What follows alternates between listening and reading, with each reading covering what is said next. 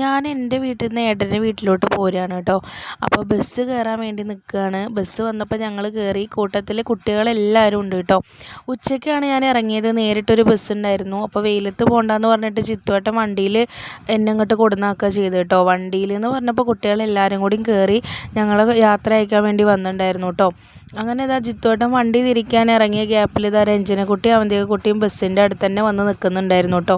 അങ്ങനെ അവർ വണ്ടി തിരിച്ച് വന്നപ്പോൾ പോവുകയാണ്. ഞങ്ങളുടെ ബസ്സും ഏകദേശം എടുക്കാറായിട്ടുണ്ടായിരുന്നു. നല്ല സങ്കടം ഉണ്ട് കേട്ടോ കുട്ടികൾക്ക്. ഞങ്ങൾ പോരുത് പറഞ്ഞ് കുറേ വാശി പിടിച്ചു. പക്ഷെ എനിക്ക് പോരേണ്ട ഒരു ആവശ്യം ഉണ്ടായിരുന്നു. അവർ സ്കൂൾ പൂട്ടി വന്ന് നിൽക്കുകയാണ് കേട്ടോ. എൻ്റെ വല്യച്ഛൻ്റെ മക്കളുടെ കുട്ടികളാണ് കേട്ടോ. അവർ സ്കൂൾ പൂട്ടി വരുന്നുണ്ടെങ്കിലും ഇച്ചുകുട്ടനെ കാണാനാണ് കേട്ടോ അവർ ഏറെ വരുന്നത്. അങ്ങനെ ഇതാ ഞങ്ങൾ പോവാറായി. അവരും അങ്ങനെ യാത്ര പറഞ്ഞു പോയി. അങ്ങനെ പിന്നെ ഞങ്ങൾ ബസ് ഇറങ്ങിയിട്ട് ഇതാ എന്തെങ്കിലും തണുത്തത് കഴിക്കാമെന്ന് വിചാരിച്ചിട്ട് ഒരു കടയിൽ കയറി കേട്ടോ. ഇച്ചുകുട്ടൻ ആദ്യം തന്നെ ഫ്രൂട്ടി വേണമെന്ന് പറഞ്ഞിട്ട് അതാണ് കേട്ടോ ആദ്യം വാങ്ങിയത്. പിന്നെ ഞാൻ ഒരു റോയൽ ഫലൂഡി ഓർഡർ ചെയ്തിട്ട് ഞങ്ങളിങ്ങനെ വെയിറ്റ് ചെയ്തുകൊണ്ടിരിക്കുകയാണ്. അരമണിക്കൂറിന് മുകളിൽ ഞങ്ങൾ അങ്ങനെ ഇരുന്നു കേട്ടോ.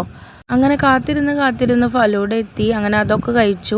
പിന്നെ ഞാൻ മുകളിലായിരുന്നു ഞങ്ങൾ ഇരുന്നുണ്ടായിരുന്നത്. അങ്ങനെ സ്റ്റെപ്പ് ഇറങ്ങാൻ നേരത്തെ ഇച്ചുകുട്ടനെ ഒറ്റയ്ക്ക് ഇറങ്ങണം എന്ന് പറഞ്ഞിട്ട് വാശി പിടിച്ചു കേട്ടോ. അങ്ങനെ വാശിക്ക് കൂട്ടു നിന്നില്ലെങ്കിൽ അവിടെ കരഞ്ഞ് കൊളാക്കും.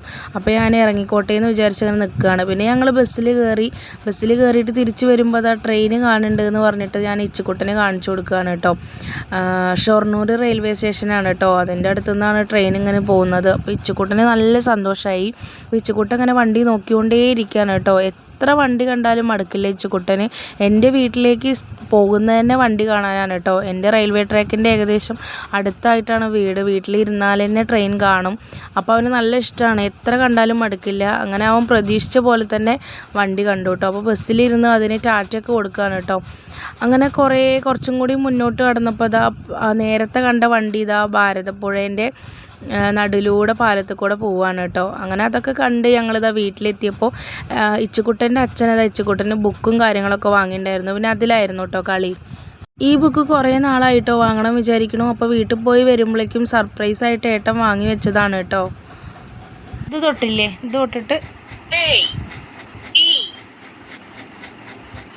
ഇച്ചു തൊട്, ഓരോന്ന് തൊട്.